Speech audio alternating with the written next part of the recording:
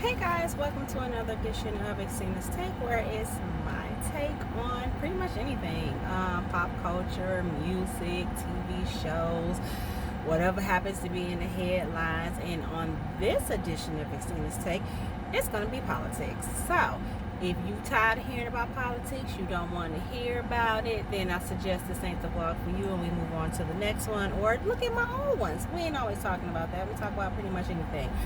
But anyway, y'all, I just washed my hair. I'm sorry, I'm a little distracted. Y'all know I got ADHD. Y'all know my attention wanders. Anyway, but yeah, I just like literally washed my hair like maybe not even an hour ago, so I'm just letting it do its thing. But I'm trying to, y'all know my journey. I've been trying to embrace these curls, honey, and these edges, and just I'm trying, but Lord knows I'm about 3 seconds away from calling my stylist because she back to doing hair. So I think I've done my part in trying to accept these curls. Now we need to move on to something else, okay?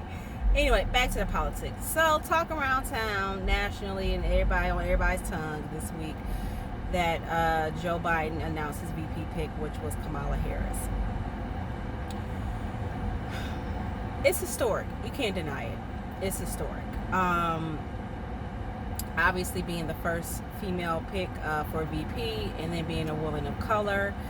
Y'all kill me with the whole she not black enough. I've seen a lot of comments with that. I know a lot of issues. We've had a lot of issues with her. A lot of black people had a lot of issues with her. I've only known her for being in the Senate. Like I said, this whole movement has really opened my eyes to how much I've been lacking in knowing who people are in the political field, in the political world, outside of maybe my mayor and the governor and the president. You know what I'm saying? So I really have to, I'm trying to do my research and do better. And I hope that's for all. I hope we all open our eyes a little bit into how important this is. But yeah, I did know who she was. Again, peripherally. I like to say that when I peripherally know who somebody is, it's like I know their name. I kind of have an idea of what they do or who they are, but I'm not really too deep into them. And that's kind of me with her. Until obviously he picked her, and I seen her name running around, so I started to, do a little research on her. So back to the whole she not black enough thing. Okay, what constitutes as being black? And I'm talking to our people. Okay, we'll get to the Caucasians and the white people in a minute. But for our people, the ones who say that, what constitutes that really? Because who made that black rule up? It wasn't us. We didn't do that. We didn't make the one drop rule up. They did. We didn't. So if they made the one drop rule, and that's what we've been following by, I mean, what really, seriously, what constitutes as being black enough, y'all? I mean, what? What, y'all want her to be from the hood? Y'all want her to be like Mayor, what's her name, Lightfoot from Chicago? And nothing against her. I love her. Love her. But I mean, is that black enough for her? But Kamala Harris isn't? Like, what?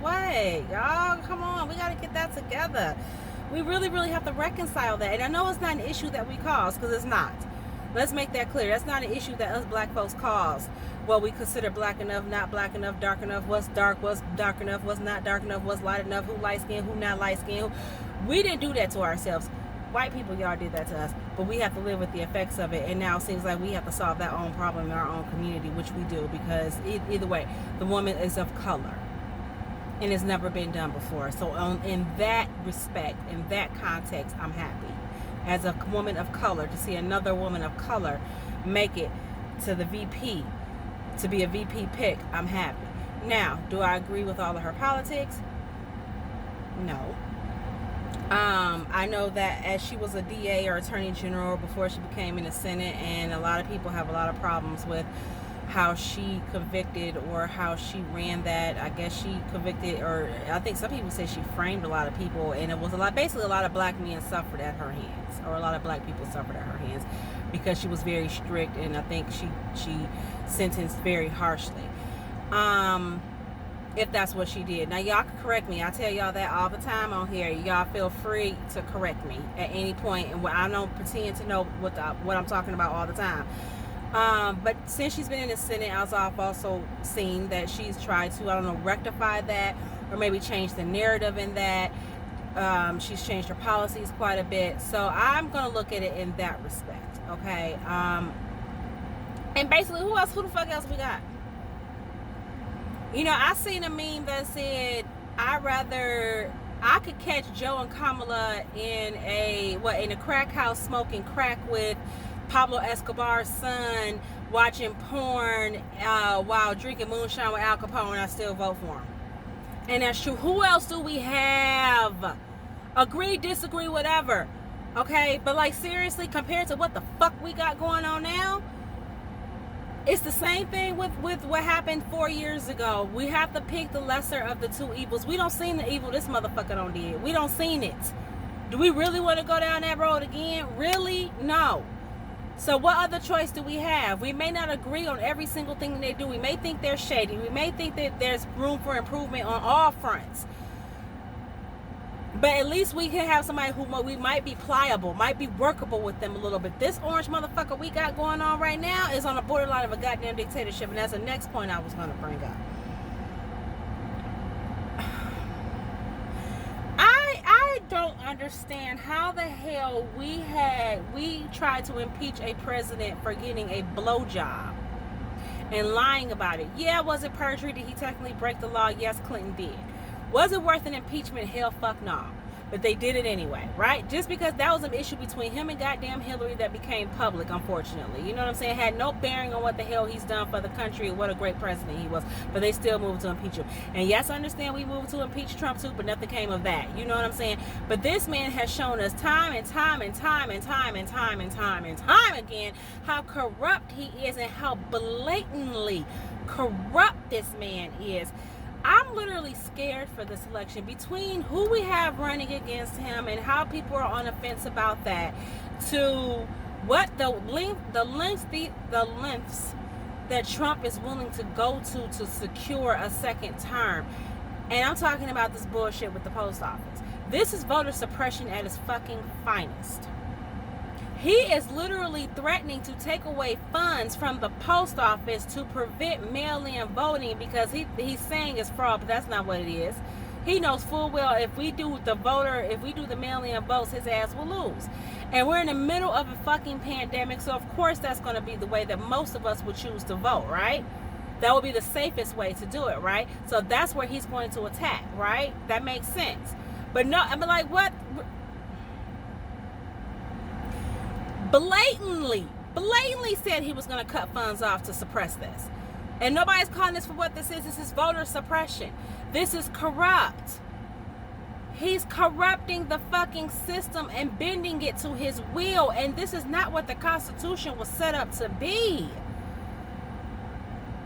Y'all, we've got to do whatever it takes. I'm not suggesting getting out in the middle of a pandemic, but hell, we got out in the middle of a pandemic to protest.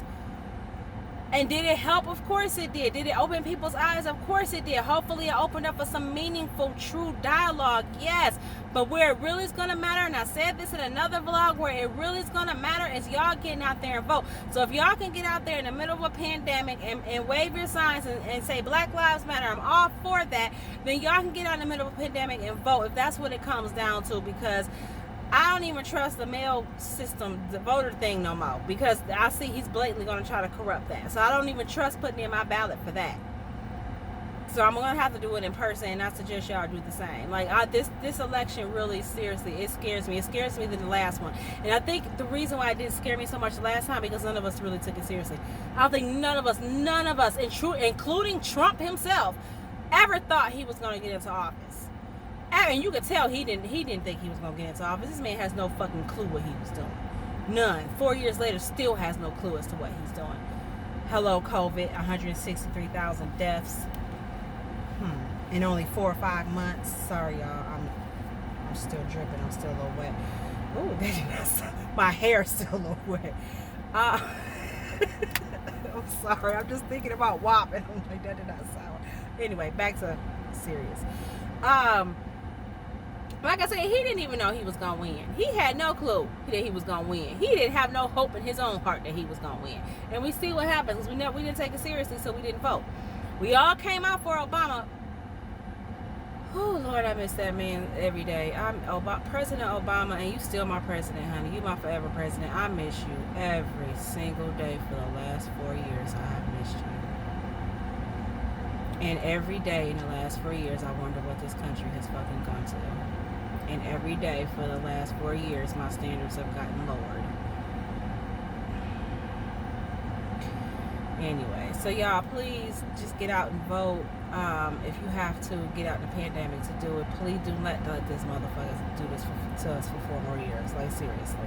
We can't take enough. We barely survived the first 4, and I mean barely, in terms of the economy, in terms of this depression that we're about to go through, in terms of COVID. We barely survived the last 4 months, much less the last 4 years. Do you really want to see where else he's going to go with this?